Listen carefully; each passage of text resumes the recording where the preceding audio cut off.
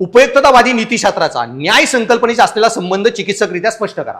आता हा कॉन्सेप्ट बघा खूप भारी आहे की नियामक नीतिशास्त्रात मी 4 शाखा शिकवलेल्या. सद्गुण नीतिशास्त्र, परिणामवादी नीतिशास्त्र, कर्तव्यवाद आणि मूलभूत अधिकार. सद्गुण मध्ये पण मी बरेच सद्गुण सांगितलेले. सद्गुण नीतिशास्त्रामध्ये एरिस्टॉटल, प्लेटो, सॉक्रेटिस, बुद्धा, महावीरा, स्टॉईक, इपिक्युरियन सगळे तत्वज्ञानी शिकवले. परिणामवादामध्ये पण 4 शाखा बघितलेला. उपयुक्ततावाद जो इथं विचारलेला, बेंथॅम आणि मिलचा उपयुक्ततावाद, नैतिक स्वारस्यवाद, नैतिक परोपकारवाद, नैतिक सुखवाद. त्यानंतर कर्तव्यवादामध्ये पण 3 शाखा शिकवलेल्या.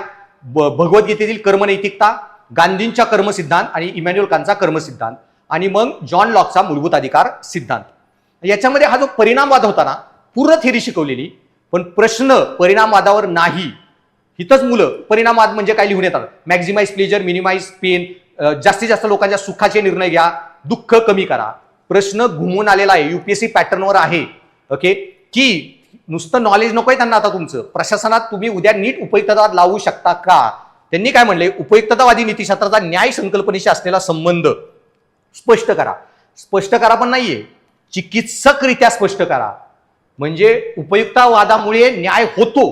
कारण उपयुक्तवादात आपण काय म्हणतो, मॅक्झिमम लोकांच्या सुखाचे निर्णय घ्या, मॅक्झिमाइज प्लेजर, मिनिमाइज पेन. पण हे करताना तुमची सुख दुसऱ्याच्या दुःखातून आली नाही पाहिजेत. एकाला मारून त्याचे 5 अवयव काढून 5 जणांचा जीव वाचवला, उपयुक्ततावाद लावू शकत नाही. 5 तर लोक असले ना, मग एखादा हे काढले, अवयव काढले, काय फरक पडतोय? ओके, असा उपयुक्ततावाद तुम्ही लावू शकत नाही. सो उपयुक्ततावादामध्ये काही कंडिशन आहेत.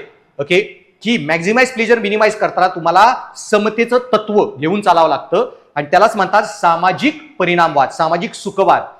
मॅक्झिमाइज प्लेजर करा, मिनिमाइज पेन करा, पण व्यक्तिगत नाही, सामाजिक, समाजाचं सुख वाढवा. म्हणून तो न्याय प्रस्थापित करतो, समतेला महत्व देतो वगैरे. पण हे करताना चिकित्सकरित्या विचारलेला आहे, तर तो दरवेळीच तुम्ही अनबायस मॅनरनी पण उपयुक्ततावाद लावू शकता. तरी पण काही लोकांच्या मूलभूत अधिकाराचं उल्लंघन होऊ शकतं. कोविडमध्ये आपण 60 वर्षांच्या लोकांना व्हॅक्सिन दिल्या पहिल्यांदा, पण 55 वर्षाचा एखादा म्हातारा ज्याला ते इंजेक्शन मिळलं असतं, पण त्याच्या आधीच त्याचा नंबर येईपर्यंत व्हॅक्सिन तो मेला कोविड होऊन, त्याचे अधिकार गेलेच ना निष्पक्षपणे. सो उपयुक्ततावाद न्याय प्रस्थापित करतो. काही तत्व आहेत, समतेचं तत्व, देन निष्पक्षतावादी तत्व, वस्तुनिष्ठपणे निर्णय घेऊन उपयुक्ततावाद लावणे. ते मी क्लासमध्ये डिटेलमध्ये शिकवेन. पण ते करताना तुम्हाला हे पण लिहायचंय, कारण वाक्यात शब्द आहे चिकित्सकरित्या. वेगळी बाजू, उपयुक्ततावाद दरवेळीच ओके तुमचा हे जे न्याय करेलच असं नाही. सो उपयुक्ततावाद कसा न्यायाचं उल्लंघन करतं, ओके, जीवनाचे प्रमाणीकरण, मूल्यांचे प्रमाणीकरण वगैरे, ते मॅक्झिमाइज प्लेजर करतं, युनिव्हर्सलाइज प्लेजर करत नाही. हे असे 4-5 टॉपिक सगळं व्यवस्थित शिकवलेलं क्लासमध्ये.